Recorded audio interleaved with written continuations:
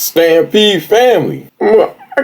Man, listen. What is it with these people being obsessed with tampering with blood-sucking insects? What makes matters worse is then they want to release their mini Frankensteins onto the people. And this been going on for years. Y'all don't believe me? Stampede family, say it with me. Here's the receipts. A plan to release more than 750 million genetically modified mosquitoes has received final approval down in Florida. Oh, that's so many mosquitoes. Oh, I'm just getting itchy looking at that many mosquitoes. The mosquitoes will be released in the Florida Keys in 2021 and 2022. And this project is designed to test if a genetically modified mosquito altered to produce female offspring that dies before hatching will be a viable alternative to spraying insecticides.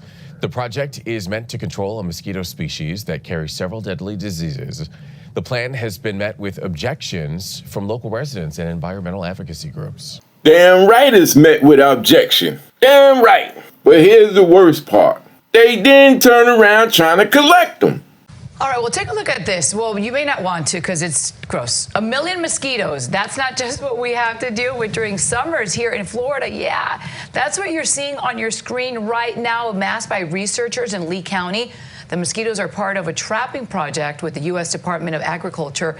They were trapped in one area of Sanibel Island last summer. With another year of research ahead, scientists are hopeful they can take some of the bite out of the future mosquito. Now, for whatever reason, they done got bored with the mosquitoes and then moved on to the ticks now. Now we got a tick problem. Check this out. Worse than Lyme disease, ticks in our area have been found to carry a rare, potentially life-threatening virus. CBS 2's Tracy Carrasco has this story. So what do people do if they get it? Spending time outdoors, beware. Doctors warn about the Powassan virus, a rare tick-borne illness, but one that could be serious and has no treatment or cure. The doctor just has to support you during that acute illness and hope that you survive. Dr. Daniel Cameron, president of the International Lyme and Associated Diseases Society, says if bitten by an infected tick, you can get the virus within a matter of minutes. And while the symptoms are similar to Lyme disease, they are more severe. You can get seizures, high fever, stiff neck. It comes on so suddenly. Researchers with the Connecticut Agricultural Experiment Station now say the Powassan virus is starting to show up in Bridgeport and Branford. Y'all hear that? First it was ticks with Lyme disease. Now it's Powassan disease. And then there's this affliction that I have, and a lot more people are coming down with this. This is called alpha-gal.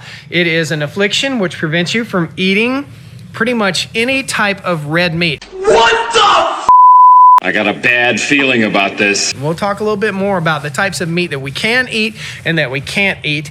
A lot of people think this is Lyme's disease, Rocky Mountain spotted fever, or something like that. It's not. Well, Sally, I bet this has become a very different experience for you, the daily shop. It has, very much different. Look, almost on cue. Yep. No meat on the menu today. No, definitely not. And no products coming from a cow either. Sally Wallace has lived in the area for 16 years and was diagnosed with MMA, or alpha-gal syndrome, late last year. Sally, the dairy section must be difficult for you. It is. I can't have any of that. That used to be my favourite, but can't have that anymore. This looks okay. And she's still trying to adjust to life with the condition. I have to avoid any meat fumes. I can't have anything with milk or dairy or cheese. My body wash, my soaps, my makeup, everything. This is far greater than just having a allergic reaction to red meat. It's anything that comes from a mammal, I'm finding. A keen bushwalker, Sally was first bitten by this tick 4 years ago. Her reaction was instant and extreme. I can actually still remember the tick almost, it was like a vibrating feeling as it was putting the neurotoxin into me. And within 2 minutes, I was in the shower in extreme pain, full body rash. I couldn't see for 3 days because my face swelled up. Damn, and more damn. Stampede family, Y'all still with me? Let us continue. Today we are going to discuss an important topic that many people wonder about, and perhaps you've wondered about it too. The topic is ticks. Specifically, why are there so many ticks today?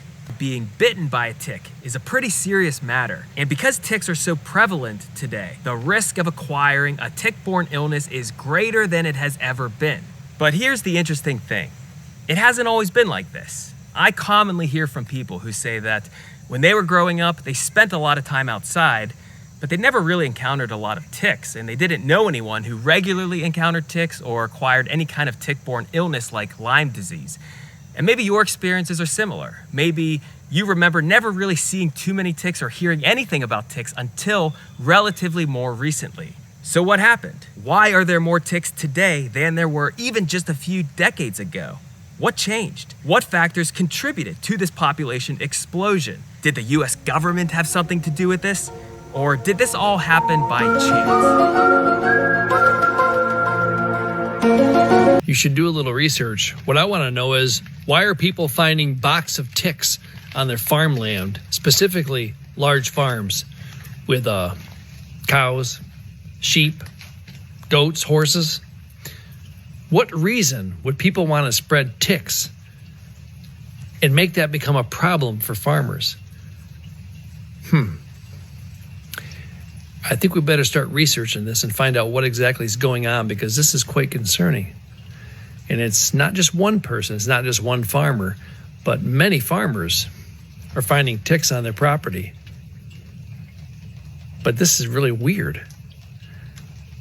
I know Pfizer is coming out with some new products to help get rid of Lyme disease, but that can't have nothing to do with it. We all know we can trust our government. Does anybody have any ideas what the hell's going on? Why they're finding boxes full of ticks in open fields on people's properties? Something's really weird. Lone Star tick. It's not good. Ticks. Watch that thing. The tick thing is nuts. Especially because of meat, because of Gates. Well, there's Bill boxes Gates, people Matt. are finding. I don't know if this is true because I've seen many reports on it, but I'm just going to say what I saw. That farmers and ranchers are finding boxes of ticks on their property. Now, I don't know if that's fake. I don't know if someone's setting that up to pretend they found these boxes of ticks, but there's videos of these people finding boxes of ticks. Now, what they'll say is they'll probably say they're sterile ticks and that we're planting them out there so we can diminish the population, is what they'll say. But anytime they try to mess with the balance of nature, it never goes right. Is that what they're saying? This is No, but just get ready. That's what you're you think? getting it right here. I don't believe you have a right to go to someone's property and drop off sterile ticks. No way in hell. That's crazy either way. But I have a good friend of mine who got bit by the Lone Star tick and has that alpha gal problem. Yeah, a guy came out of my house yesterday looking at putting gutters up at our house. And he said, and I said, you did what? He goes, yeah, I can't eat anything, any meat produced by a mammal. Yes. I was like, yeah. So my buddy, he had it, and my friend Evan, so he had it for a little while, and then he did a bunch of treatments and got off of it and then started eating steak again. And he was fine for about a year and a half, and then it came back stronger than ever. And he just can't shake it. It's been around that long. Oh, yeah. He can only eat eggs. I mean, he's basically eating eggs and vegetables. That's all he's eating. And every time he tries to deviate, he has a horrible reaction. It makes, for people that don't know, it makes your body allergic to red meat. Right. And who has got genetically made meat now? Yeah, Bill Gates. Bill Gates. Bill Gates, indeed. So he is not only invested in genetically modified mosquitoes and artificial meat that's not meat, but now we have this outbreak, and I'm going to show you a map of where this is going with alpha-gal syndrome. It's rampant across the southeast, going up the east coast, and now into the Midwest. Again, if you get bit by one of these genetically modified ticks or the Lone Star tick that can give you alpha-gal syndrome or disease, this makes you allergic to red meat. So you may ask, where have I heard this message about trying to lower our carbon footprint and lower the amount of red meat? Oh, that's right, the World Economic Forum. So this is Matthew Liu. He was actually one of the presenters at the World Economic Forum, and he'd like to lecture you and me about how we need to lower the amount of red meat we're eating, and if we're not willing to lower the amount that we're consuming, well, they can do something about that. So one is that people eat too much meat, right? And if they were to cut down on their consumption on meat, then they would it would actually really help the planet. But people are not willing to give up meat. Yeah, some people will be willing to, but other people, they may be willing to, but they have a weakness of will. They say, wow, this steak is just too juicy. I can't do it. I'm one of those, by the way. So, but so here's the thought, right? So it turns out that we know a lot about, we have these intolerance to, for example, I have milk intolerance. And some people are intolerant to crayfish. So possibly we can use human engineering to make it the case that we're intolerant to certain kinds of meat, to certain kinds of bovine proteins. And there's actually analogs of this in life. Y'all hear that? These people just deboing people into doing whatever they want them to do. I don't care what it is. Deboing them. These corporations out here running reckless. No oversight. Nobody stopping them. Just come up with anything and do it. Oh, we live in some troubled times. Which I think if you look at the ingredients, it's impossible for it. Bill Gates has invested in Impossible Foods and Beyond Meat, 2 companies producing beef substitutes, including something called the Impossible Burger, which I think if you look at the ingredients, it's impossible for it to ever be healthy. We're talking about so many processed plants, and we've all seen the studies of soybean oil and a lot of these plant-based oils being tied to heart disease and a number of other health issues. Impossible Burger is one of these companies him and Jeff Bezos invested in, and the goal of Impossible Foods is to make meat obsolete in 15 years. And the founder, Patrick Brown, said, I think people are increasingly aware plant-based products are going to completely replace animal-based products in the food world within the next 15 years. That's our mission. The transformation is inevitable, unquote. Now y'all heard the man. He said the transformation is inevitable, which means y'all gonna eat this stuff they making, and you ain't got no say-so in the matter. None. A juicy, sizzling steak made by computer.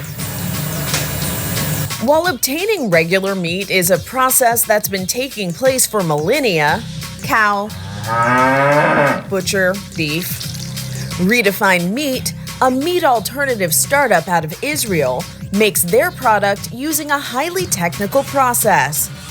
The mix of soy and pea protein, chickpeas, beetroot, nutritional yeast, and coconut fat is formed into steak-like shapes using a 3D printer. Our goal is to become the largest meat company in the world just by harnessing technology instead of animals. Meat substitutes are not new, but unlike the soy-based crumbles that mimic ground beef, Redefined Meat's product is designed to act, taste, and cut like flank steak.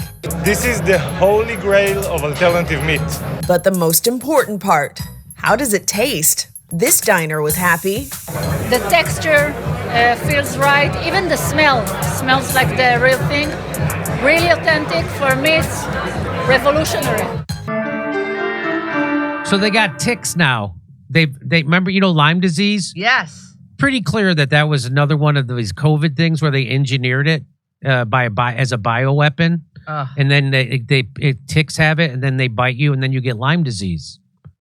Well, they got a new one where the tick bite. Remember Dylan Ratigan? Yeah. Is this was that a secret that he said? So that wasn't a secret, right? I think he said it to us on. Anyway, I know somebody who got bit by a tick, and it gives you an allergy to red meat.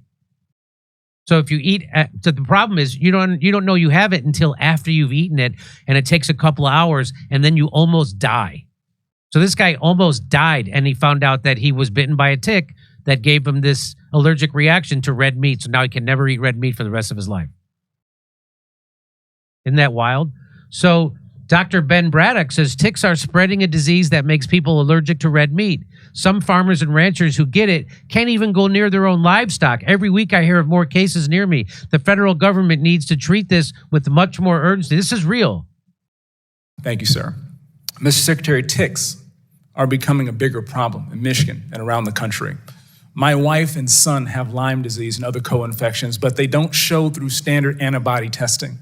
If you have the ability to pay for a high-cost test like IGeneX, it shows the strains and confirms Bartonella in her red blood cells, and my son has Babesia in his red blood cells. We know that undiagnosed Lyme causes fatigue, autoimmune conditions, and neuropsychiatric issues in elderly and even schizophrenia in younger patients. We also know that with proper diagnosis, many of these symptoms can be treated and the disease reversed. My concern is that many Michiganders who are suffering from unexplained symptoms may think they've been tested for Lyme, when in reality, they have not, because the standard test is not thorough enough. What can we do together to make sure that people are getting thorough and accurate testing for Lyme disease to stop these types of spreads, sir? Yeah, I mean, this is a priority for us, Congressman. Lyme disease has been a hidden disease because the government has been denying its existence. Prior to me getting in, heads of my agency, the leading heads of NIH, were telling the American people it's a myth, it doesn't really exist. And we've changed all that. We've conducted a Lyme roundtable with the best experts from around the country. Many people from this body participated in it. We put up a web page. I'm not sure if it's up yet, but it should be up so that people can find the best physicians for treating it. We're putting large amounts of money into Lyme research, and absolutely we should be doing pre-screening for people to see if they have it. So many millions and millions of Americans have this disease and don't know it. Millions and millions and millions of people have this disease and don't even know it. Don't even know it. This is the world we live in, Stampede family. And with that being said, I hope y'all got something from this. I'm out.